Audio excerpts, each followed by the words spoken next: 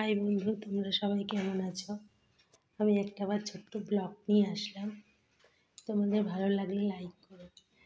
অনেক দিন ধরে বিরিয়ানি তো খাই, দাদা বৌদির বিরিয়ানি খেয়েছি। তা আজকে হচ্ছে হচ্ছে ডিবাপির বিরিয়ানি এনেছি। যাই হোক, আমার মেয়ের আর আমার হাজব্যান্ডের। আর এদিকে দেখো 3 রকম মিষ্টি দেখতে পাচ্ছ। আর এই চিকেন চাপ, 2টো চিকেন চাপ ডিবাপি থেকেই আনা হয়েছে।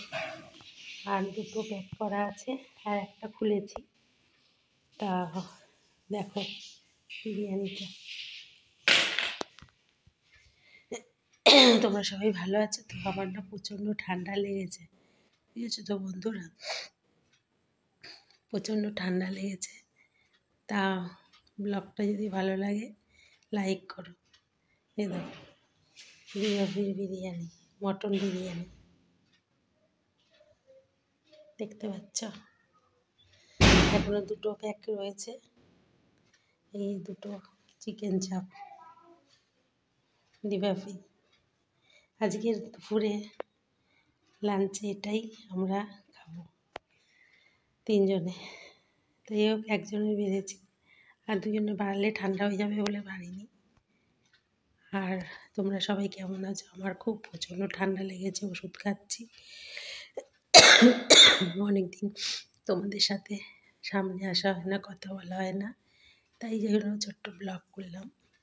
ব্লগটা যদি ভালো লাগে তাহলে লাইক করো, ঠিক আছে? দেখো, আর 3 রকম মিষ্টি, যে খেতে চাও তাতেই চলে এসো আমাদের বাড়ি, ঠিক আছে? আর চিকেন চাপটা দেখো, ডিবাপিরি 2টো চিকেন চাপ।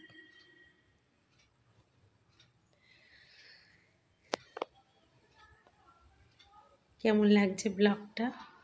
ভালো লাগলে তাহলে লাইক করো, ঠিক আছে?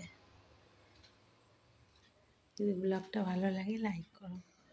আজকে একটা বিশেষ দিনের জন্য, যাই হোক, বিরিয়ানি তো সবসময় খাই দাদা বৌদি। আজকে একটা অনেক দিন ডিবাপির বিরিয়ানি খাওয়ার ইচ্ছা।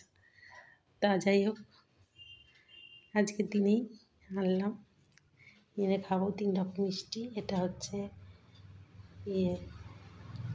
গোপু সন্দেশ, ওই একটা মিষ্টি, আর একটা মিষ্টি চিকেন চাপ।